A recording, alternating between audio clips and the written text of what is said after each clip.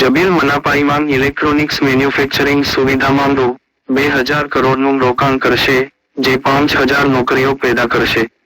એક અઠવાડિયા માટે ભારે નુકસાન બાદ અમેરિકાના ગલ્ફ કોસ્ટ નજીક તોફાનને કારણે તેલની કિંમતોમાં વધારો થયો છે.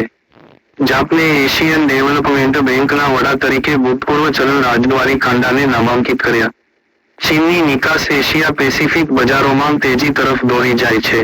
GMR એરપોર્ટ્સ ઇન્ફ્રાસ્ટ્રક્ચરે ફ્રેન્કફર્ટ એરપોર્ટ ઓપરેટર એરપોર્ટનો 10% હિસ્સો $126 મિલિયન ખરીદીને દિલ્હી આંતરરાષ્ટ્રીય વિમાનમથક લિમિટેડમાં તેનો હિસ્સો 74% વધાર્યો છે.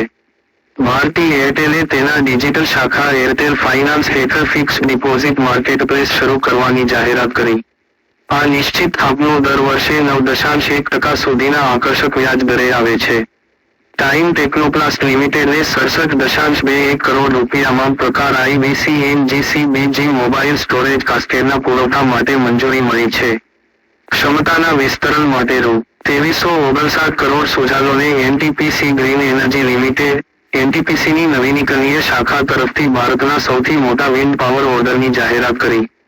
મહિન્દ્રા અને Mahindra last mile mobility limited 3 October 2024ના રોજ ઇલેક્ટ્રિક 4 વ્હીલર EGO લોન્ચ કરશે.